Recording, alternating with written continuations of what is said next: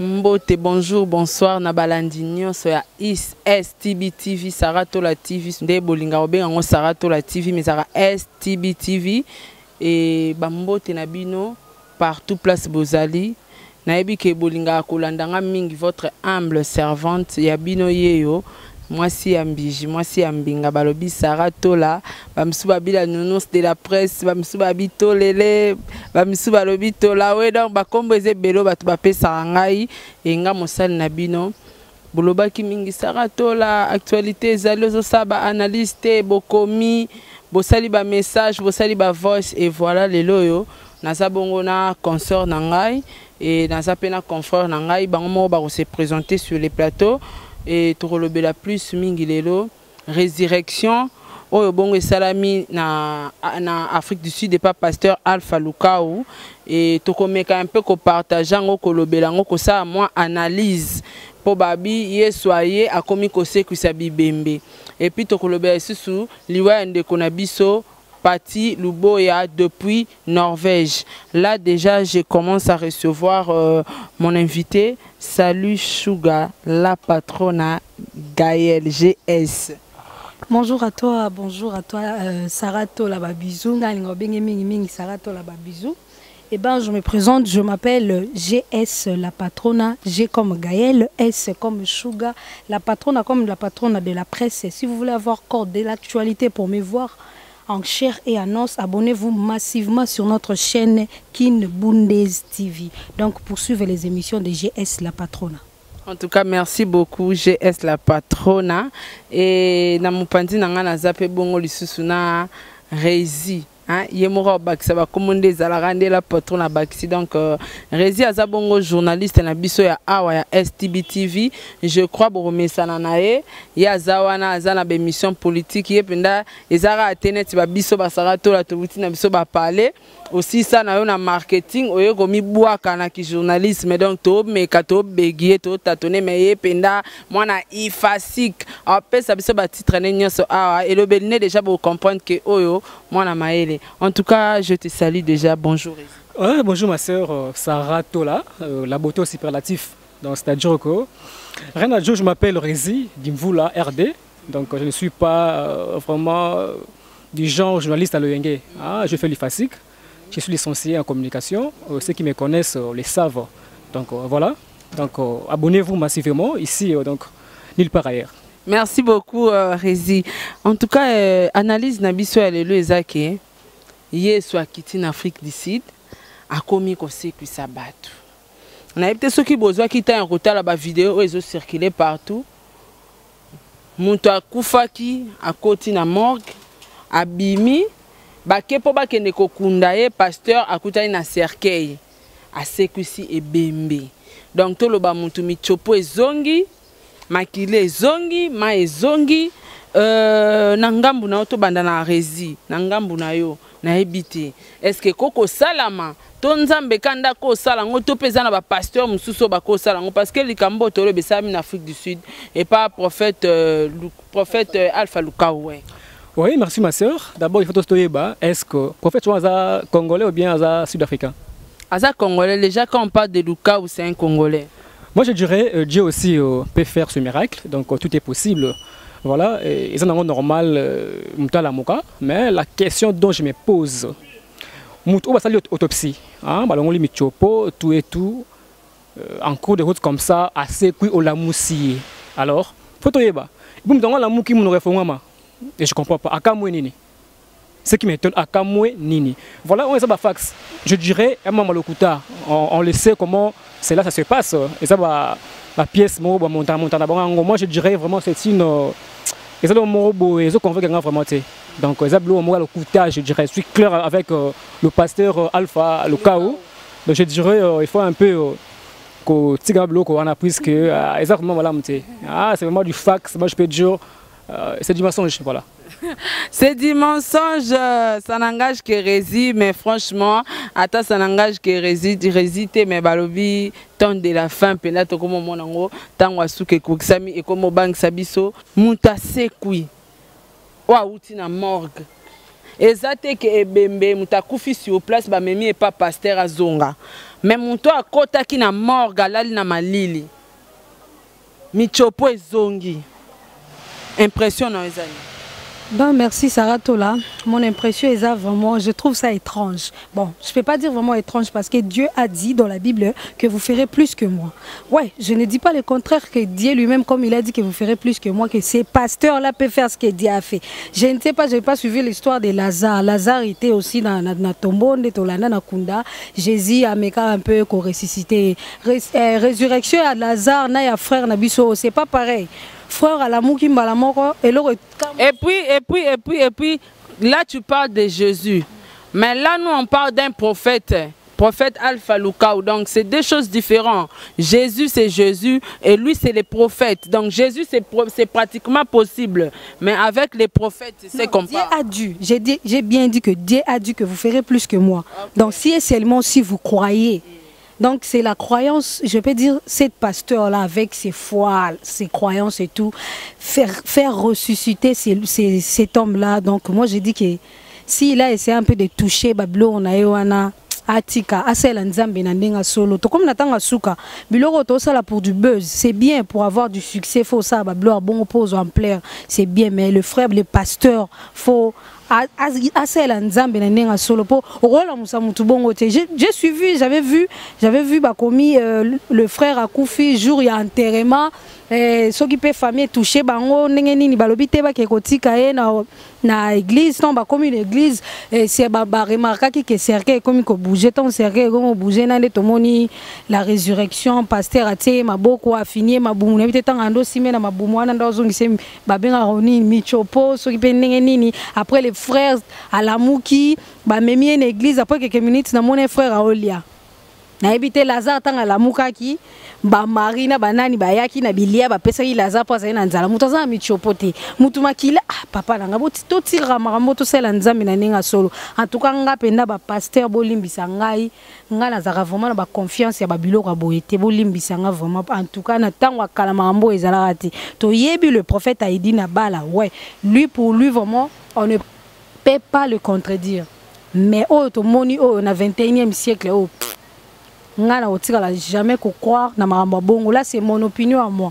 Non mais Gaël Sugar la patronne na katso malobate est-ce que ebike na Kishasa awa ezape na prophète moko o nga moko na tala ngona TV azobimisa donc mutu azaki na problème na likolo aye ba prier pour na en plein culte ye moko mutu aleki liboso ba bando kwea oyebi mbisa makoko mbisi mwa makoko bangala bayebi mbisa makoko na olobe njube donc nenga zana yo mona ko simbe komono ko zoka ata kufi po sala ye kombone ko zoka donc il faut okata penda ba mikuwa ne wana za mikuwa na mkonga za mikuwa partout mais makoko azobima mutu na makolo na pantalon sikoyo nga keso na ngeza kibwe makoko na kati ya lokola mutu spirituellement oui.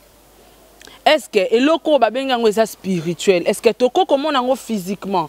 Parce que makoko wana sora zaki spirituellement akotaki c'est que bakotaki na bomoto. Pour ça akotaki spirituellement fa bima spirituellement. Mais est-ce que makoko abimi liduso apota makoko abimele ezate. Liduso apota mbise bimi ezate mais mbise azo diembela kwa baningisi pantalon baningisa pantalon mbise akwe. To benga ngo temps de la fin. To bengango ba pasteur to ba prophète nyonso ba komi ba escroc to sambela lisusu te to sambela na bandaku nga franchement ezolekela ngai ebembe oui mutakufi akoti na glace na malili pendant autant de jours abimi bolelie jour enterrement mutakosa miracle on ezara nzambe moko. Nabasali au cas ba prophète nabisa mokili moi je ne pense pas en tout cas na za contre-ngo na peut soroko ba ça un mot de la fin ba tu vas comprendre que makambuto lo ba to za contre basali na nzambe te mais bino moko ba miracle leki ba miracle comme ba sorte belé ozomona mutu o neti moko sunata na TV nyawa midi mbiki mwana mwasi moko kosekate mwana mwasi moko akopesa témoignage ka bango ba sakoli kaka asala nyau moko chaque butu alelake na fenêtre pasteur na bango ebisi alobi zwa mai oyo kende nango avola la boaka libanda sala prière kanga porte no lala. Et le lendemain na tonga mona mosala mukakuti nya wa midi mbiki. Nya oh balakisi na mission balakisi nya upenda bakang bagorger adi mbiki na tol. Tout benga ngonini. Ouais, merci ma sœur Sarah. Je peux te dire que il y a des vrais pasteurs. Il y a des vrais pasteurs, Bazali. Je connais un pasteur limité, un prophète, je sais pas quoi genre. Après ça, poisson à maille. C'est-à-dire, il y a wapi. Après ça, poisson à maille, il y a un zoto. C'est-à-dire, en plein miracle, poisson est bima. Et il y a bien été. Côté bon, on est bien été. Dans le séminaire de Sili, frère, on a réclamé bon on a. Dans limité, on a réclamé bon on a. On a bien été tout et tout. Pasteur, c'est moi qui gros dos. Oh, soit qui on a, tika na. Ne quoi les gars, le poids taillé. Au but parce que c'est pas vraiment bon, autant à combo. Naïbi nangaï. Elle met on a. Tu vois. Ça veut dire que pasteur on a alpha, Lukaou. Vraiment, yoka soni. Puisque bon, si tu veux que l'anzimayo, y a un maman yemo. Qu'il vienne à maman yemo. Parce que bah, qu'il vienne à maman yemo. Bah c'est belé ou soit côté lelo. Voilà, bah c'est belé ou ana, bah soit côté lelo. Qu'ils viennent, oui, qu'ils viennent. Voilà, voilà ma soeur. Qu'ils viennent d'abord à Maïmo, à la mousse, on a 3-4. Où est habité? Ça veut dire comment on a mis la place, on a mis sa moto. On a un petit maï. Comme ça, sur vraiment, n'a d'accord, on a été. Et ça, le coup de tête à ma songe, parce que besoin, on a la sens. Et vraiment, ça n'a pas de sens, je peux dire. Ça n'a pas de sens. Puisque même Dieu, même Yémonza, mais peut-être, pas peut-être, mais d'accord, on est en côté. Faire de telles choses, tout et tout, après avoir Kolamuka. Et puis il faut qu'on rappelle Batou, Lazare Azaki Nakunda, à l'époque, Tozaki n'a pas morgué. Donc, ce qui Lazare, assez quoi qu'il Lazare Azaki n'a pas on son anzoto, à l'époque, Nini Kwambome Batou, même si Koutou attaque Kwambome Batou Ezalaki, mais où est-ce que Jésus-Christ? Tokomi wapi, oh elobi honorable Eliezer, tokomi wapi, oh temps de la fin tonini, la patronne à Sugar, un mot na yo lissus. Bon, mot de la fin, nanga ezaka que pasteur asala nzambe ndinga solo. Abongola mutema, tango abongola mutema de la même manière asali ya rosekuisa mutu wana asala ngope, alobake nonga ina zalaka moi ba côté mo bunando simba babilo mombo lelo o j'ai accepté Jésus-Christ comme Seigneur et Sauveur. Tout tika kotanga kombo nzambe na lokola olamuki na tongo, ozangelo ko lio bandi o déranger batu nzala te. Soto osala nzambe poto za na mutu ka foto za ne lamba. Mais na biso tout okoma ba pasteur, biso tout au bas là pasteur pour biso peut prophétiser. Dernièrement j'étais avec ma soeur, tobando kende vélodrome. Prophète Moraya a passé témoignage mo ndeko na ngai neno mono libala. Si vous avez prophétisé balibala aleki a te pasteur amen pasteur tant amoni que sert azaide na alliance na prophète wana banda le lotinenga kenda donc c'est bazaka ndé mona ba prophète alpha soki alpha wana bana moko ndenge moko mutu pena michopo lungwe azoli wana so andolia soki fruit soki nini soki bilona bongo kuna mutu na ba ganzolia mutu okuto nga mutu soka la muki na hotel mapembe na yo wana te wana zaki ndoki makambo diable boko mo memela biso ngo boye visible vraiment beau. Ce n'est pas bientôt celle nzambe na ninga solo. Na dénigrer na ba pasteur te mais surtout ba prophète.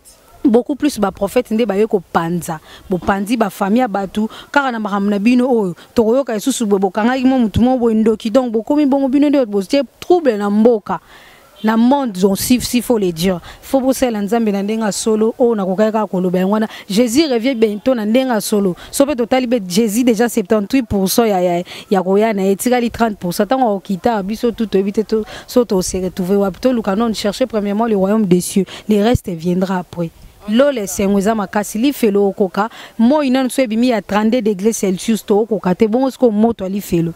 Donc tout ça l'ensemble ndenga solelo nga ngena loba résurrection na ndimi na nga ngote ata ba yeba pesinga so inini so ni pona ndima na ndima ngote eza faux et archi faux eza science. En tout cas, merci beaucoup Sugar pour na to chiter vraiment na question na biso ya résurrection et ngamoko naza mieux placé à pe sa témoignage moko bandeko nanga ngamoko na kende pas prophète mora munene ya mboka na biso. Signe liboso nga na ko yebisa bino soki bo kende pas prophète. kolinga prophète ya tuno makambo te loba prophète nga na ye neti nde tokendaka contrôle na bima jamais nga na bando yebisa papa wana ke papa nga kutu boy non na bima ezaka ok contrôle tango komi ye moko bandi koyebisa o makambo mais soko ozokende pas prophète prophète atuno te obala ozongiso lekisa te loba neka papa na ye nzamba lobela ngai nakenda pas prophète moko munene papa na mboka na biso awa nako otanga kombo te nakomi kuna atuninga olingi nzamba sa eloni problème ni noza nango ngabi te nga na ye nzambe kaka alobela ngai parce que nzambe ye ka yebi ba problème na ngai ye moka olobela ngai bi ke loko bezo tungisa ngai loko bezo tungisa ngai abi singa bi ok to sambela to sali prière ici abandisko amoni alingi sko abandolo balanga lobi akana mutu moko pembeni akomaka ba révélation na ye ba prophétie na ye na papier nzamba zola kisangai mobali na yo bakangai quelque part na mwasi moko boye donc azo expliquer ngai ke o nzamba la kisi mobali na mwasi moko ache na kisi mobali na yo kutu asente libanda mwasi wana zobota kala mingi te alobi après ebisinga bi ozana photo mobali na ye bande ko lisolo na obetela bino nza ya solo nga na kosaka te na ebisi e oui pona tela nzambe na soka sa solo to ya lokuta na zi photo papa wa boti ngai na lakisi prophète wana na zi photo papa wa boti nga na bi mobali na ngai yeyo atali eti na kantaka lo banzamba ebisinga za papa boti yo atala te ba ressemblance te atali eti abi mobali no yeyo azoya kobala okala mingi te ngabi n'importe quoi ko sekate bandeko na ngabo sekate oyebi makambu boni ya yebisa ba famille ebele bandima ba famille ebele ba panzana pa ko kape ko yebisa ngake mwana na liboso za ndoki nanga muto amema magana ba prophète alinga kanzima oyebi combien de famille oya panza potana zo bananga papa botinga azo insister ke azo ya kobalanga aboti libanda mobali no aboti libanda zo ya kobala nzamba la kisinga mbongo moke bele azo ya kotikela yo atuninga aza wapi pour l'instant mobali no aza wapi pour l'instant esenga bi en États-Unis abi na moni voyage azo bengisa kamite lukuta nzoka papa biso za na Kinshasa ozo comprendre donc il faut qu'on soit vraiment prudent bande ko na biso prophétie eza mabete mais il faut qu'on soit mayele ngana ndima wa prophétie te nga en tout cas ba prophète nyonso ba yebi ke ngai na ndima na nga prophétie te po nga pona ndima prophétie na ba signe oh soki prophète abandi ko sakola pona ngai il faut bimisa ngo eratarate e amisatu donc soit bimisa ta moko na misatu wana ngamo na samtema na bila c'est Dieu qui parle ngam tuna na bana misatu yo pesa nga prophétie na na boti tenzamba pesa nga mona na ndeni en tout cas bandeko na soto za vraiment mayele to za mayele to mema mate to komi na tangwa suka et question na biso mususa mi balé to analyse na biso musu tozaki nango ya vidéo moko ezo circuler na ba Facebook na ba internet na YouTube na ba WhatsApp ndeko na biso mobile na komba pati luboya na Norvège abandai kokata motema azo tutuka mwasi na azo filmer ye ndenge mobile azo kufa azo filmer azo bela ka luboya après na suka lobi na ye oza mabe donc ti mobile akufa kati motema makila fulfule bando bimi na munoko mwasi azo filmer na ebité rési ata babaka émotion comme otinda muta filmer liwa mutu to benga ngonini akufi na maladie akufi babomie akufi na nini et puis idée wana mwasi azwaki ya ko filmer uti wapi. Bon, merci. Moi, peut-être personnellement, je peux dire, moi si on a, faut pas entendre moi bien, parce que moi, mon bal a quand mon thème, il oso filmer. Donc ça veut dire que tu le mets pas. Ce qui est clair, tu le mets pas. Si tu le mets normalement, il faut se mettre à l'hôpital. Ils ont filmé pourquoi? Et pour ça, je peux dire, on a bandé Bali, on a poteau, tu ne fais rien. Ah, président Bakiango, président Félix, quand tu fais rien, tu reviens. Quand tu fais rien, tu reviens travailler ici. Pour vous à Sony, peut-être au fan d'Arapi, ou là la place Nini, 40 ans, 30 ans à poteau, tu ne fais rien. Aux hommes au fan de la place Nini. Voilà, beaucoup qui marient la poteau, et beaucoup font de la WC. combien de bateaux qu'on fait dans la veste na Congo na poto baleki par rapport à Bissoir. C'est-à-dire vous avez des problèmes, c'est-à-dire bolinga basi na profit, le niveau na profit, sa beauté, peut-être physique, tout et tout, et voilà le résultat. Voilà. Et je dirais, ce qui est clair, moi si on a avec des arrière-pensées, dans le bal à filmer pourquoi? Parce que la baise, mon bal n'a pas non, aïe mon bal n'a été, bal bien mon bal n'a été, soit mon bal n'a pas à bongoté. Ou peut-être on a l'inga été, hein, l'inga été, peut-être qu'il y a intérêt, moi personnellement, pour nous conclure, ils ont vraiment mal à monter. C'est-à-dire que c'est une mauvaise femme, une mauvaise femme. Merci beaucoup Rézi et Nangambu Nayo la patrona. Bon, de mon côté, je dirais d'abord mes condoléances à la famille à Pati Luboya, famille Luboya, surtout mes condoléances. Donc, ils ont nouvellement encore touché à ma casse parce que le vieux Pati, déjà 2 ou 3 fois, on a une émission. C'est un vieux à qui on se courtoyait sur WhatsApp. C'est vraiment un vieux, donc du coup, tu lui parles du coup à solution. Ani Moutouma, où était ma promesse, au bois qui après une semaine à réagir, après tu pas bloqué. C'est vraiment un vieux que je connais. Et comment on a fait la vidéo à Bongo, on a évité ce vieux Pati à Salayani. Je ne sais pas. Pour vieux Pati, on a été fanda boité to sola boité. Car les réseaux sociaux on dit que c'est 5 biso yo solo la yo yeba. Comment ko sala ko solo la na yo mona kaza mutu mo boye so oza mwasi na ye. Ende fiona za mwasi na ye. Donc faut za na vie a bioza condition bien. Na éviter so fiona. Elo ni esala ki yo mobile akufa. Akata mutema yo zui téléphone o filmer. O filmer pour o benga kombo na ye. O sana suko lo biso pe aloba ki so po salinga mabeso salinga boye po ani. Vraiment émotion netinga boye. Mobile okufa nga na zawana. Bon je sais pas so kutu na mona téléphone, so kutu so na zalaki na sous-vêtement, so na mona elamba yo lata pona. Donc nous avons une émotion mon boye ça là que je dois essayer un peu d'appeler les gens. Baya aider ngai et puis nande moi ko yeba nzambe moi mingi to ana ngota mususu pe moi ba prière moi bonge ba na wana en attendant ba tuba koma ka ba aider nga ba memaye na hôpital.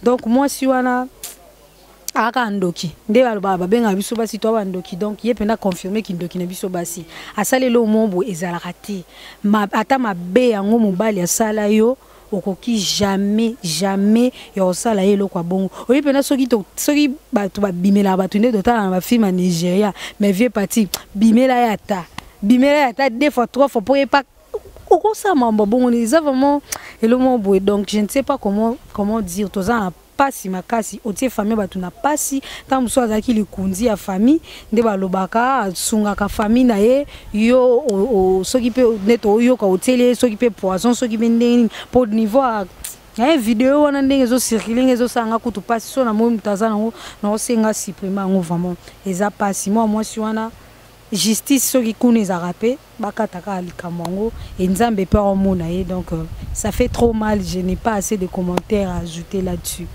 Donc en tout cas merci beaucoup la patronne to komi na suka émission na biso pour nous conclure. En tout cas premièrement na part na ngai et là on a eu émotion parce que batu musu ba lo ba keze émotion te zana expliquer batu émotion. Et arriva une fois bayo kanga oncle na ngai na lupango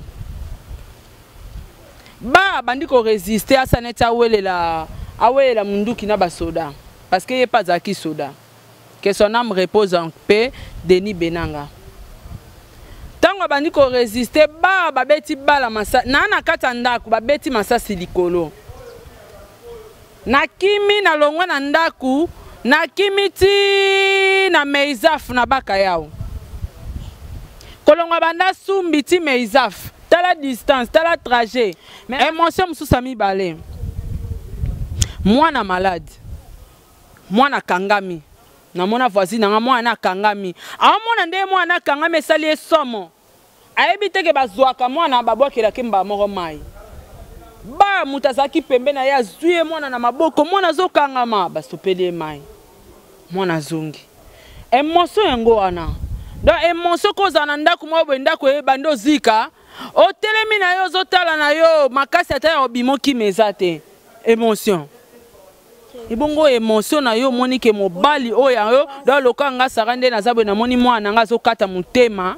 émotion nazwi téléphone nanga ndenge na ba téléphone nanga ekota code pe na passe pona ndimi te téléphone ezangi code ya na code na fini code esimbi te na bandeli lisu code nazwi na chebo na bando filmer non non toza ba réaliste bosaka banalise buzoba te peu importe nyonso o pati asalaki ye azola ye mbanda asala soki nini ayiba ye mbongo asala soki nini moto aza parfaite na mokili aza te donc biso nyonso tozaka basumuki alors yo koko kata vie ya mutu bongo to nzamba akeli atie na mokili asala makambo oyo atindaki asala kokisa yango te yo kati bomoi na ye kaka boye mama yo kotambola lese na mokili oyo kanti yo kokufa te otikalaka seko na seko obomi mwana mobali bato mbinga mobali boye mama mpo na zuwa azweli yo mbanda elo nyonso tuso esimbi te batikaka nana yebi so na mokili oyo bato nyonso tu bakobala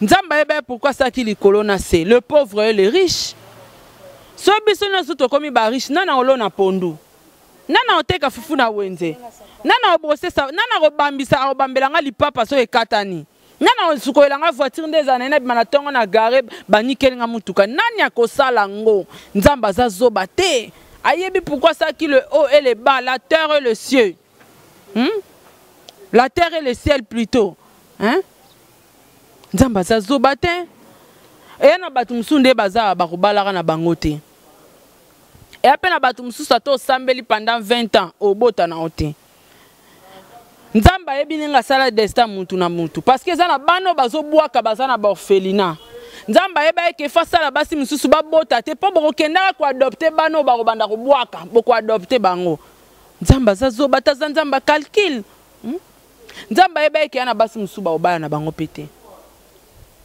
nzambe asala munamu na chemin na ye ntango mosusu azalaki na ye kaka nzela na yo me ye te nde kozala na ye babiso toza na bamibali mosusu toboyana na bango bazali otiki okomi na oyo ezalaka nango etangama ye kaka te eza loka na kobakisa mwa liloba moke entre na mariage ya ndeko na biso papa Vital Kamerhe na mama Amida bato ebele bazosala critique sur libala wana mais bosa ba analyse loka bato mama so tobi tozwa yo totala bando banda kolinga mibalo yo oboyana na bango ozo changer est-ce que basi basela obe mission basela ba analyse soki yazaka na chance ke ba différence ezaka parce que yaza na chance bazobala ye nde yango wana komi ya ba analyse komi problème donc nga lelo nde naza boso na boyani na mobile nange simbite do na vandaka bongo na bala lisusu te age muteza nango ebele bon non mobali so amona na bala nga akobala na yenga nga babali nga pe 2 fois essaye nini tango moni ke simbite quand ça marche pas on laisse est-ce que na comme alora fiona wa bomi parti luboya non simbite ya ki a continuer nga pe na continuer tant musu ça destin vie na nga te bongo so vite papa Vital Kamerhe za mobala vie na to koyeba ndeni. En tout cas, soyons des réalistes. Tout ça, ba analyse moko e ko sunga batu. To komi na suka émission na biso, ba salutation na yo, ba remerciement na yo, liloba na yo ya suka par rapport à makamto ucho lobela, la patrona. Bon, merci beaucoup. Je tiens d'abord à te remercier, Sarah Tola, pour la invitation. Je dis merci à tous les téléspectateurs de Sarah Tola TV. Donc, abonnez-vous massivement à la chaîne Oyo, Nepena Lobaki na Bandeli, pour me voir, pour suivre mes émissions. Abonnez-vous aussi sur notre chaîne Kin Bundes. Je dis merci à la famille Bundes Mobimba. Et quand je parle de la famille Bundes, je vois notre cordon Mike Tubois et je vois Elvis Yanfou, Mbappé de la presse. Donc, celui-là, c'est un père pour moi. Et je dis merci à toute la famille et les amis de Kin Bundes. Derrière la caméra, je vois tonton Ridi, un tonton Ridi, un tonton qui se respecte, Ridi et Kamba, le grand frère propre de GLL, Grâce Lengo Lubasa, la sœur. Sans oublier leur double, tu nous manques déjà. Depuis là où tu es, tu nous manques. De gros bisous à toi et un grand merci à Francine Pingi, moi Simbinga, ma belle Melamai. Merci à toi, Redi Diabanza, Rota. Un grand merci à mon ami personnel, Simone Raïs, Esther Babi, camarade Astar, Azastar, Alima Silombe Pastore, mon frère Dylan Moulamba. De gros bisous à toi et gros bisous à toi aussi, Sarah Tola. Merci. Ma banga, Rési. Lilobano Asuka. na ba fanatique na yo et surtout na chaîne na yo oyo bato ba mesana na yo déjà et na ba mbote na yo. Ouais, merci à toutes ces personnes qui nous ont suivis. Merci beaucoup. Je tiens à remercier Sarah Tola, ma sœur. Nga vraiment ma banga tu pas na yo. C'est-à-dire que je t'aime beaucoup. Donc Isara Andengwana. PDG Luziku, mon vieux, le père spirituel. Sarah Tola donc Gilles Ozola, Hortense Senda, mon ami Lili Basilva, on est donc ensemble, mon frère, derrière la caméra, tonton Ridi et Kamba. Donc, alors quoi, ça c'est toi, bah, voilà, donc, ah oui, na beauté aspect, donc voilà. Merci, abonnez-vous massivement, je suis là. Bon, mais ça n'a puisque Maë les a, travail, c'est-à-dire travailler, c'est-à-dire moi il facile que nous connaissons ça fera du bien. Hein? Ma soeur, la beauté au superlatif, Sarah Tola. Donc, merci beaucoup. Merci beaucoup, Rézi. Et quant à moi, je dis merci à mon caméraman, Babi caméraman Mora Swag, à ses respectacles. Ba beauté belé donc Babi Ridi et Kamba. PDG Luziku. Omoni Luka ki yango e kokisami. Et je salue M. Blaise Lewaba depuis les États-Unis. Gege Mogroso le designer. Wana rando nanga makasi fo bongisango. Et Papi Chako, Babi vient nanga ya motema, vient Dea, vient Gino Liake. Donc voilà, vient nanga penda ya motema. Donc nalala na lotara Dea. Dea nanga. Mon vieux, je te salue là où tu es. Et nayoka nyonso ebisa nga pe na salle lango. Et je salue Elena Pemba depuis Belgique. Maman nangai, maman S9+.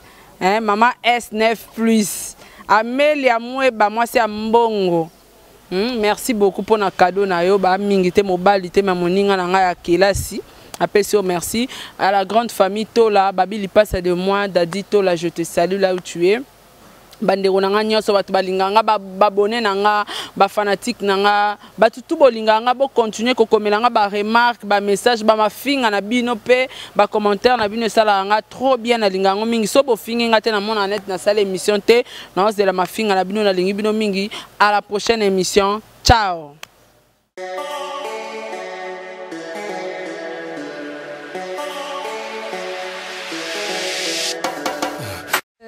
Très chers téléspectateurs, pour suivre l'intégralité de cette émission, donc, Nanya Kanapé sa numéro de téléphone pour na bateau bozana pour ça ya GS la patrona plus 243 81 090 91 30 plus 243 81 090 91 30, c'est ça mon numéro, écrivez-moi et abonnez-vous massivement sur notre chaîne Kin Bundes. Sans oublier les boss, mon boss Ladi Mabila, ma 4 fois prêtre depuis Paris, papa na Keina Mabila, mana grâce Mabila, ma celui-là c'est un patron numéro 1, number 1.